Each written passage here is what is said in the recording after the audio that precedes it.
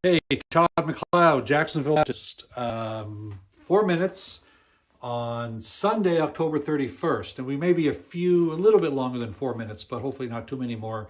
I usually don't have a 4 minutes on Sunday because we have a service. But today, as it turns out, we didn't have a service. And in case you weren't logging in this morning, and we're going to log in later, or to the archive, or just whatever, you maybe just didn't hear that we were here and we're getting all ready to go. And about 10:15 or so, power went out here in the building.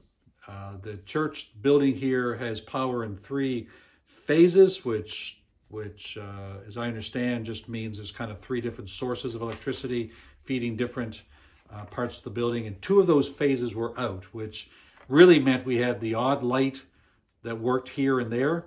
But most of the lights, all the lights in the worship center, cameras, computers that would send things online, our soundboard, as well as our Wi-Fi, internet signal, just everything was down.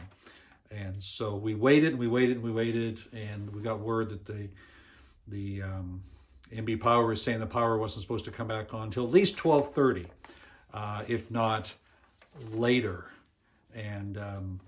And so after waiting around quite a while, and then we got that word, because we thought, well, gee, if the power comes back on and it's 11 o'clock or whatever, then we can go ahead and still have the service. But didn't work out that way.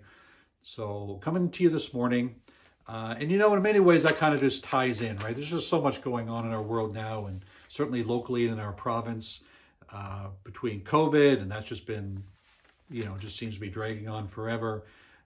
With the CUPE labor situation right now, which I know is just hard on certainly the families that are involved, with those who are members of the CUPE union, but also just schools and teachers and families and everybody.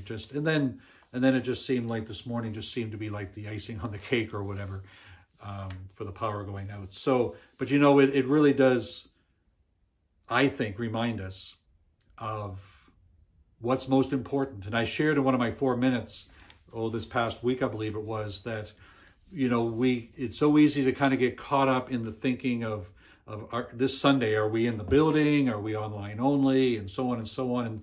And not that those aren't important questions. I mean, the elders have decided today and up to next Sunday to be online only.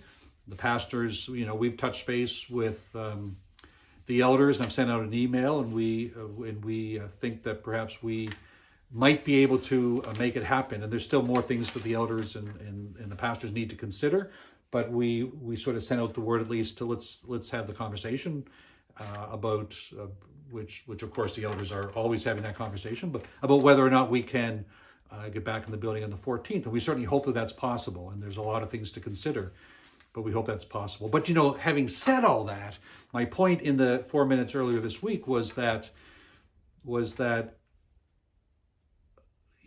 we can sometimes put all of our focus, or most of our focus, into the mode of the service. In other words, are we online, or are we in the building, or whatever, and maybe not give quite as much attention to what we really ought to be giving attention to, which is, why are we having a service? And whether we're home or online or here or whatever, what is the intent of our hearts? And even on a morning like this morning, where just circumstances just precluded us from having the service. I mean, everybody was here. I mean, as far as all of our tech people and worship team, they were up practicing. I was in my office here, just kind of last minute preparations for the service, and then the power went, right? So what do you do? Well, I was going to preach this morning on the real-life faith story of Abraham and Sarah, when God gave them what for them was an impossible promise, that they were going to have a son, and through this son, eventually the Messiah, the Savior, would be born. And it was impossible. And Hebrews just says very clearly that they were well past age. In fact, it says Abraham was as good as dead. When it was impossible. It was just biologically impossible for them to have a child. And Sarah had been barren her whole life, her whole adult life anyway. And it was just impossible. And I said sometimes when it comes to really difficult circumstances, in our lives, or when God calls us to do what sometimes seems impossible. Sometimes as a church, we're called to reach out, and as we're seeking to reach out into the lower Woodstock community, as we're seeking to bring on somebody to give full-time leadership to families, and children, and marriages, and reaching out into our community to young families and so on, that seems impossible. How do we manage that financially? How do we answer all those questions? And then there's circumstances in our own lives that seem very difficult, may seem impossible to us. Well, God gave this impossible thing to Sarah and Abraham, and what they did is not what a lot of people would do. I think a lot of people would look at that and say, and be a possibility thinker. You know, you can do anything you put your mind to, sort of that motivational kind of mindset, right? And that works in a lot of settings, but it doesn't work for everything. There are some things that just are bigger than us, no matter what, no matter how much motivation we may have. And then on the other side is what we might call realistic thinkers, who ask a lot of good questions about, can we afford it, or do we have the capability, and so on, important questions, but sometimes allow themselves to not be sort of bold and adventurous in stepping out in obedience. And so, in a sense, both of those groups of people really are looking at their ability as individuals or as the group and say, yes, we can do it, or no, we can't. But what they have in common is the word we. No, we can't. Yes, we can. Or no, I can't. Or yes, I can. Abraham and Sarah just said, no, we can't. But it says in Hebrews, it's a beautiful verse where it says, but recognizing all that, the verse says that they considered him faithful who had made the promise. And Hebrews says that they were enabled to do this impossible thing. God empowered them. And they considered him faithful who had made the promise.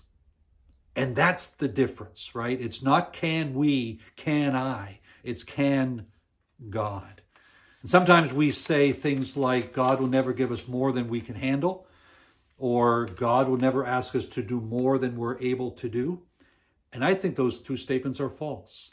I think the true statement is God will never give us more than he living in us can handle.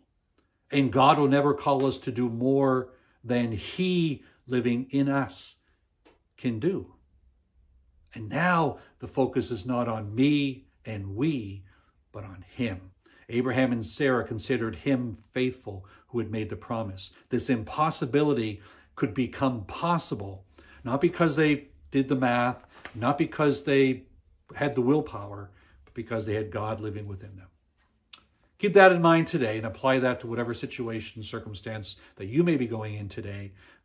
Obviously, a little longer this morning than the 4 minutes. That was intentional, just where we didn't have the service. I wanted to spend an extra few minutes with you. And we'll be back tomorrow with sort of the regular 4 minutes again. And do want to remind you that next Sunday, November the 7th, be watching for the children's service, being already in the planning stages, in the final preparation stages, in fact, by Lisa Johnston and Mary Ivy. We're really excited about that. It's just a whole combination of them and some really fun online stuff and everything, and that'll be coming online next Sunday morning. More details this week as we go through this week, but excited about that next Sunday morning. God bless.